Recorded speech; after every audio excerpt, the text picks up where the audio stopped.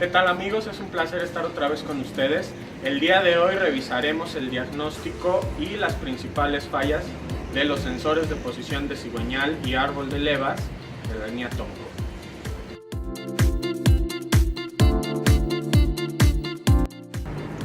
Los sensores de posición de cigüeñal y árbol de levas trabajan en conjunto con la computadora para controlar la sincronía del motor, el tiempo de encendido y los pulsos para los inyectores y para las bobinas.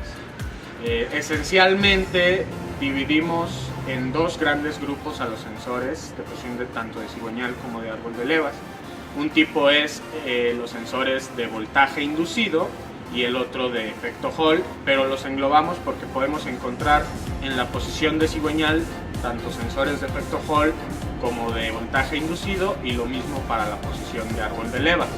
Hay que recordar que el sensor de árbol de levas tiene como principal función informar a la computadora el punto muerto superior del pistón número 1, esto es en la mayoría de los vehículos, para que así la computadora pueda iniciar el orden de encendido. Por su parte, el sensor de posición de cigüeñal indicará a la computadora cuando el motor ya empezó a girar, dará la lectura de las revoluciones e iniciará pulsos de inyector y chispa de las bobinas.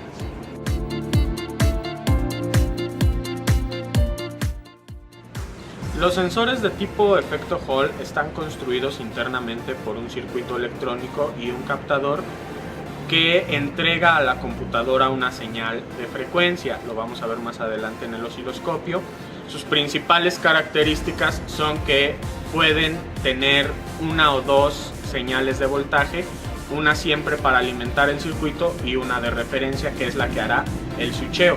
El efecto Hall es un transistor que es conmutado por medios magnéticos. Estos sensores generalmente vamos a encontrarlos con 3 pines a la salida y no se les puede revisar con nuestro multímetro nada si no están alimentados.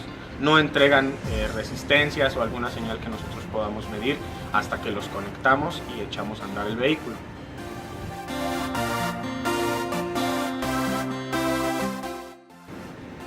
Por su parte, los sensores de tipo voltaje inducido están construidos por medio de una bobina inductora y un imán permanente que generan una señal de voltaje de corriente alterna en función de cómo el metal del reductor interactúa con el electromagnetismo de la bobina.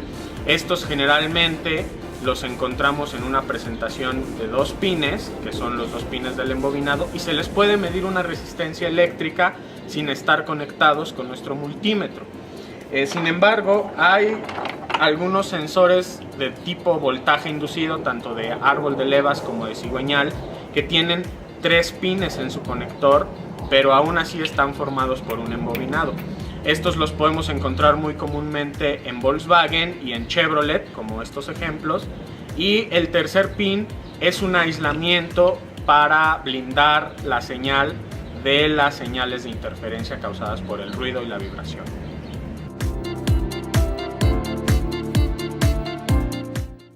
Como les comentaba, a los sensores de tipo efecto Hall realmente no les podemos hacer una prueba desinstalados del vehículo.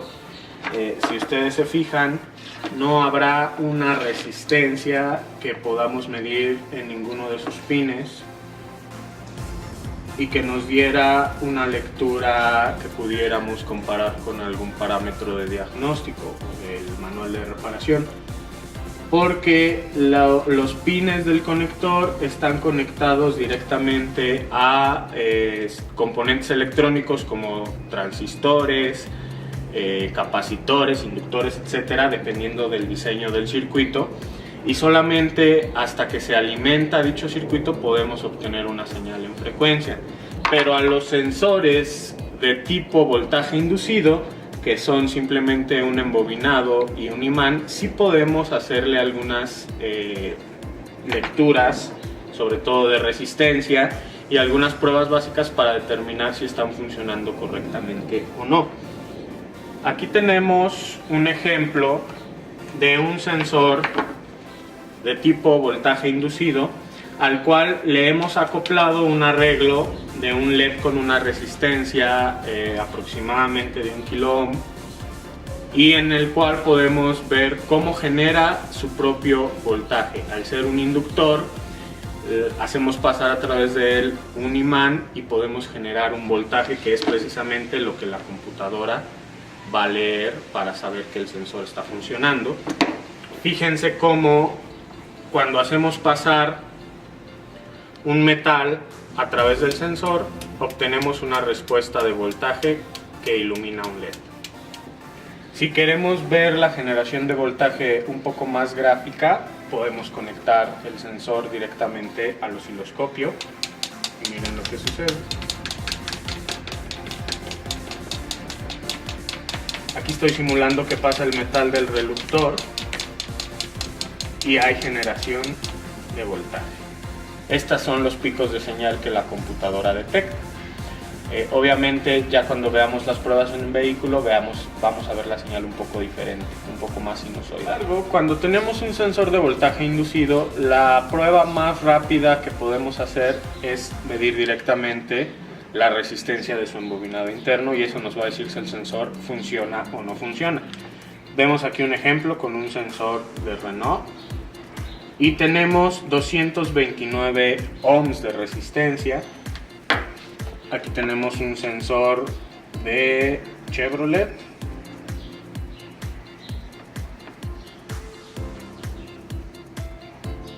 y tenemos 730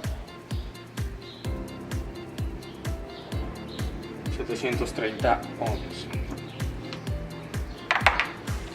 Cuando tenemos un sensor que sabemos que es de voltaje inducido pero tiene 3 pines, normalmente medimos la resistencia del embobinado en el pin de en medio y uno de los 2 pines de los extremos, y ese es precisamente el que tenemos que buscar. Entre estos 2 pines no tenemos nada, pero entre estos dos, el central y el izquierdo, tenemos 569 ohms. De igual manera, en el sensor de Volkswagen vamos a buscar, aquí tenemos una resistencia muy baja, no es el embobinado, y entre estos dos, el central y el derecho, ahora sí tenemos una resistencia de 890 ohms o 0.89 kilo ohms. Entonces, las resistencias de los embobinados internos en casi todos los sensores de tipo voltaje inducido van desde los 100 hasta los 1000 ohms, variando de vehículo a vehículo y de fabricante a fabricante. Pero es la prueba más fidedigna que podemos hacer. Si tenemos una lectura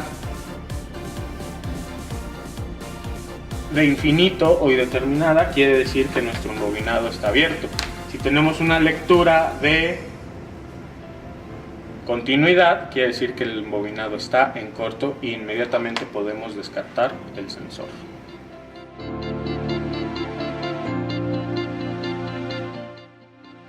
En este caso tenemos un SEAT Ibiza motor 2.0 con un sensor de posición de cigüeñal de tipo voltaje inducido, que ya habíamos visto que tiene 3 pines. 2 pines para el embobinado del sensor y un tercer pin que es el blindaje a la computadora. Es muy interesante diagnosticar, sobre todo cuando tenemos códigos de falla de circuito de sensor de posición de cigüeñal, los voltajes directos del arnés de la computadora. Como los sensores de voltaje inducido generan su propio voltaje, no necesitamos una alimentación, pero es muy interesante ver cómo en el arnés de la computadora de este vehículo el cable negro es nuestro blindaje o nuestra tierra, y el blanco y el café son los 2 cables de señal del sensor. Pero vean qué sucede. Tenemos aquí un voltaje de 2.5 volts y otro voltaje idéntico de 2.5 volts en las 2 líneas que van al embobinado del sensor con tierra chasis o tierra del blindaje de computadora. Estos 2 voltajes de 2.5 cuando nosotros conectamos el embobinado del sensor, se van a contrarrestar y vamos a tener los 0 volts de referencia para que el sensor pueda empezar a generar su propio voltaje, pero son muy importantes de revisar porque son los voltajes de referencia que la computadora utiliza para determinar que el sensor está conectado y que el circuito está completo. Si llegan a fallar, podemos tener un código de falla y no es culpa del sensor. Ahora vamos a pasarnos a ohms y revisar, como lo hicimos en la prueba de banco, la resistencia del embobinado del sensor de posición de cigüeñal. Como el motor estuvo funcionando ya un rato, esta resistencia ya aumentó a más de 1 kilo ohm. En frío va a darnos una lectura un poquito más baja, como lo veíamos en la prueba de banco. Ahora sí podemos conectar el sensor y hacer el monitoreo de la señal con nuestro osciloscopio.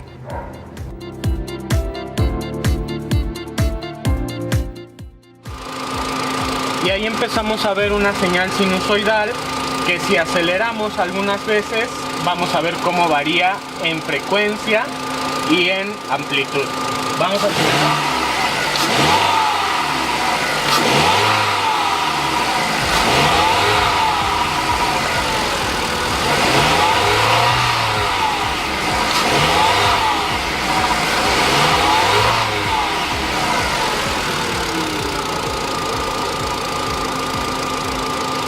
Si comprimimos un poco más la señal, podemos ver cómo el reductor de la polea del cigüeñal tiene una muesca que nos indica que ha dado una vuelta completa. Eso lo traen todos los vehículos, a veces traen más.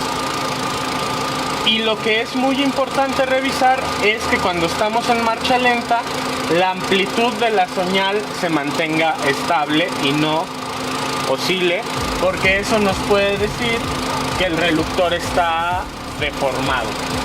Si nosotros lo queremos revisar con nuestro multímetro, ponemos el rango de frecuencia en hertz y vean cómo en marcha mínima tenemos 795, 780 hertz, y al acelerar vean cómo aumenta esta frecuencia.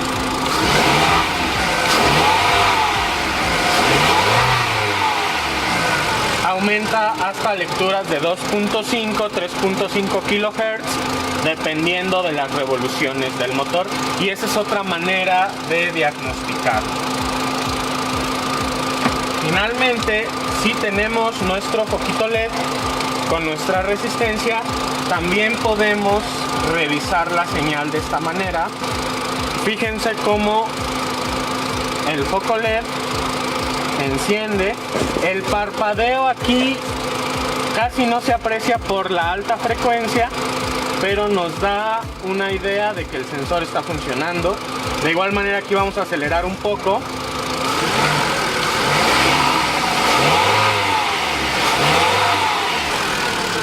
Y llegamos a un punto en el cual la frecuencia es tan alta que el ojo humano no puede distinguir el parpadeo de nuestro foco LED, pero también es una buena forma de darnos una idea de que el sensor está funcionando.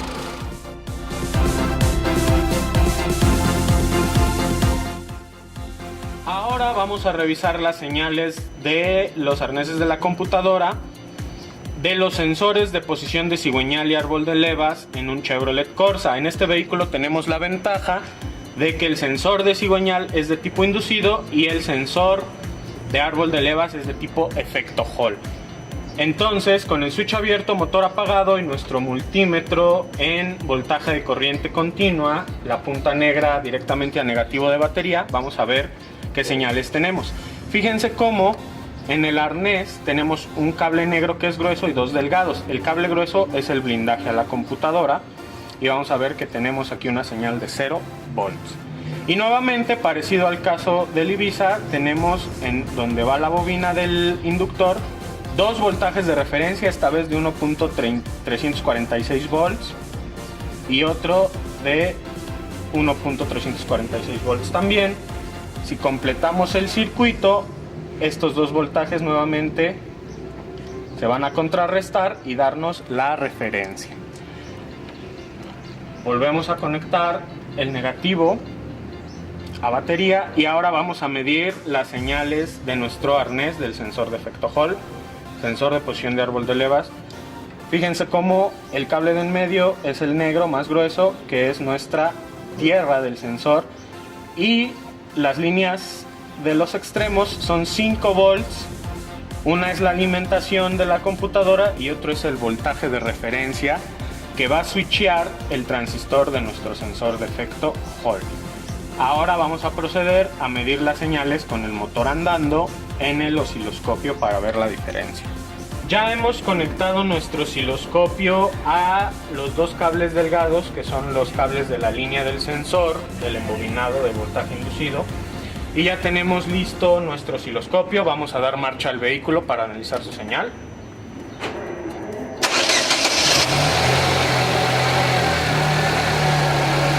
Nuevamente vemos una señal de onda sinusoidal. Si la comprimimos podemos alcanzar a notar en el reductor la ranura más amplia que marca la vuelta completa. Y ahora vamos a acelerar el vehículo.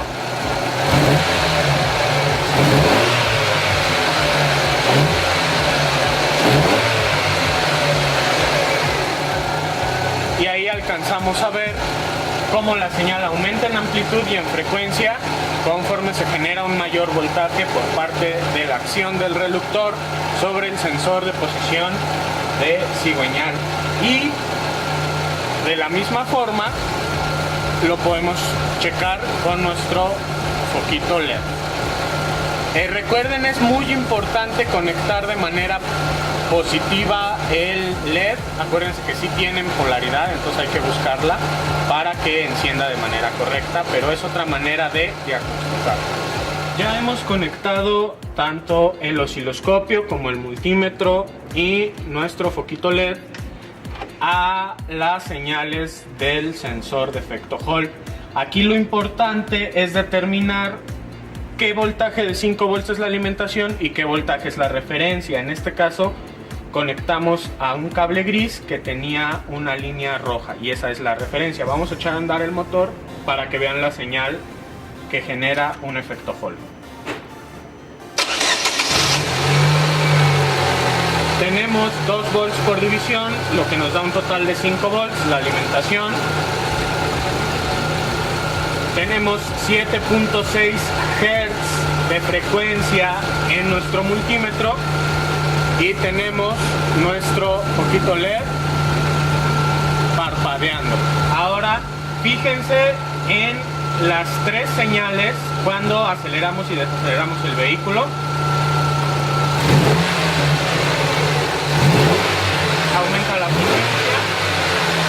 Aumenta la frecuencia acá y aumenta el parpadeo en nuestro foquito LED.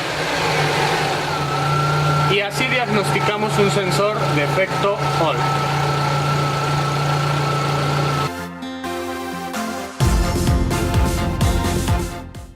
Ahora vamos a revisar una particularidad en el diagnóstico de los sensores de posición de cigüeñal y árbol de levas en motores Nissan.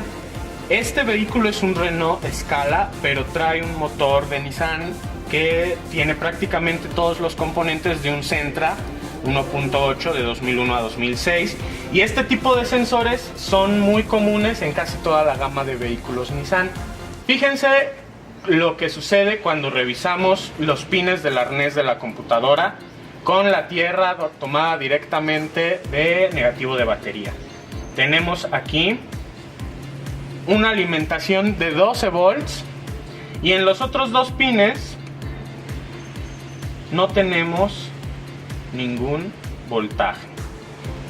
¿Qué quiere decir? Que nos hace falta el voltaje de referencia para el switcheo de nacional, pero esto es normal en estos vehículos. Ese voltaje solo lo vamos a tener hasta que conectemos el sensor y echemos a andar el vehículo, y vamos a monitorearlo ahora en el osciloscopio.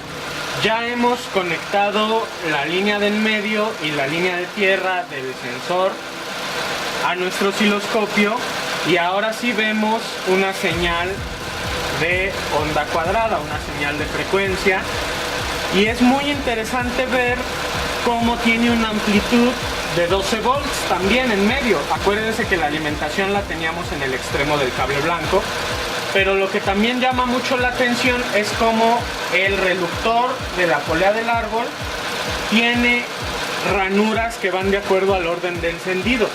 1, 3, 4, 2. Vamos a congelar. 1, 3, 4, 2 rayitas. Y es por eso que los vehículos Nissan no arrancan si falla el sensor de posición de árbol de levas. Hay algunos otros vehículos que también sufren de esto, pero por lo general el 90% de los vehículos, si el sensor de árbol no funciona, tardan en arrancar, pero a final de cuentas arrancan. En Nissan y en algunos otros vehículos muy particulares, como tenemos aquí el orden de encendido, si no tenemos el sensor de árbol funcionando, lo tenemos desconectado, el vehículo no va a arrancar por más marcha que le demos. Entonces, vamos a acelerar un poco el vehículo para que vean cómo varía la señal.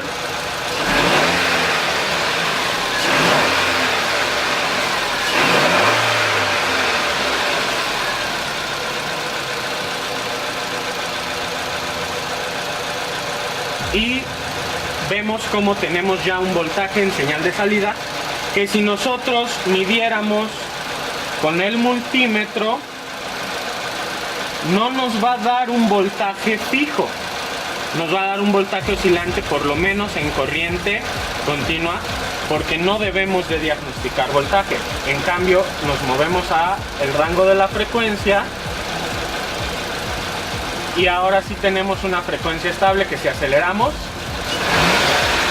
aumenta o disminuye.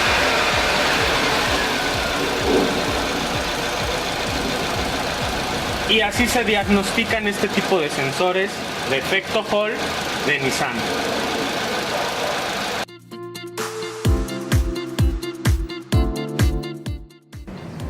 Finalmente vamos a revisar otra particularidad de diagnóstico, esta vez en un Dodge Neon, porque, y aquí viene también un consejo de diagnóstico, estamos muy acostumbrados al viejo estilo del eléctrico, de revisar alimentaciones con nuestra lamparita de prueba, pero ningún foco nos dice qué voltaje realmente estamos buscando, únicamente prende o apaga. Hemos visto cómo algunos sensores se alimentan con 5 volts y otros se alimentan con 12, que son los dos voltajes nominales que existen, y vamos a ver ahora la alimentación en el sensor de cigüeñal y de árbol en un Dodge Neon 2.0 para que vean cuál es la diferencia. Aquí tenemos el arnés del sensor de árbol tipo efecto Hall, tenemos la tierra en la parte de en medio y fíjense qué alimentaciones tenemos. Estos 5 volts son la referencia, pero fíjense del otro lado qué voltaje tenemos, 9 volts.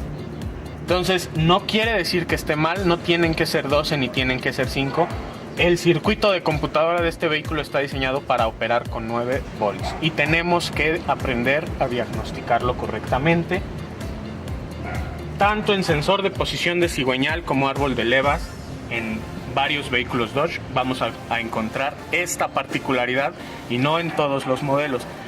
Les recomiendo que revisen muy bien su manual de reparación para que sepan qué tipo de salidas tienen que tener en cada pin de la computadora y hagan un diagnóstico preciso. Y finalizamos monitoreando la señal del sensor de posición de árbol de levas de este mismo Neon, donde podemos ver la señal de onda cuadrada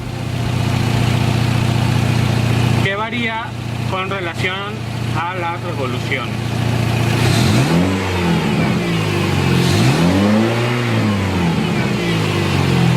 Únicamente variando su frecuencia más no su amplitud. Y con esto terminamos el diagnóstico de sensores de posición de cigüeñal y árbol de levas.